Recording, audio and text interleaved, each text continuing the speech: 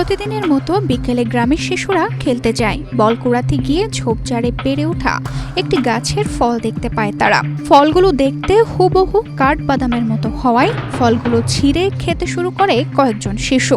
মিষ্টি হওয়ায় তাদের সঙ্গে যোগ দেয় আরও কিছু শিশু, আর এতেই হয় হিতে বিপরীত। তারা আসলে কোনো কাঠবাদাম নয়, খেয়েছে জামাল খোটা গাছের ফল। খেলতে খেলতে মেম্বাররা বল দেবে, বল নেওয়ার খোঁজে গিয়েছিলাম।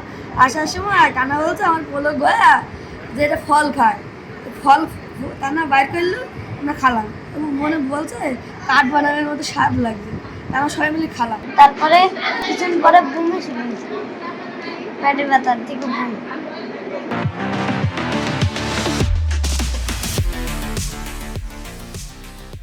এরপর খেলা শেষে সন্ধ্যায় বাড়ি ফিরলে শিশুদের পেটে ব্যথা শুরু হয়, একই সঙ্গে চলতে থাকে বমি। এতে অভিভাবকরা উদ্বিগ্ন হয়ে পড়ে।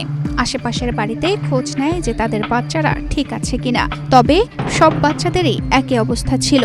এমন ঘটনা ঘটে মেহেরপুরের গাংনী উপজেলায়। এরপর তাদেরকে নেওয়া হয় গাংনী উপজেলা স্বাস্থ্য কমপ্লেক্সে।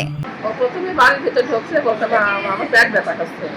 আমার কাছে পড়ার ভাই কি ও পেট ব্যথা বলছে, আমি নাচতে যাচ্ছি, অনবরত বমি খেয়ে যাচ্ছে। আর একই কথা আমার পেটের যন্ত্রণা করছে। আমি শুধু কি খাইছি, তখন বলছে আমার ফল খাইছি। পরে আমি বাড়ির পাশে সব বাড়ি আমি যদি ছেড়ে যাই, তাই পাড়ার মাঝিরা বলি যে তো ছেলের খবর, তো ছেলের খবর, এখন সবাই বমি কাটছে।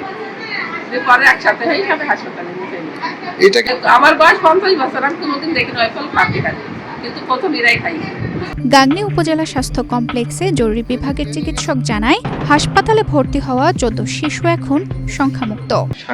রাত 9:30টার দিকে আমাদের হাসপাতালে আমরা বমি এবং পেটে ব্যথা নিয়ে 7জন বাচ্চা পাই এবং হিস্ট্রি নিয়ে জানতে পারি তারা কচা গাছের ফল খেয়ে আসছে। এটা মূলত বার্বাডোজ নাট অথবা জাট্রোফা নামে বলা হয়। তো এটার হচ্ছে কিছুটা টক্সিন থাকে, যার কারণে সাইড ইফেক্ট হিসাবে পেটে ব্যথা, বমি এবং ডায়রিয়া হতে পারে।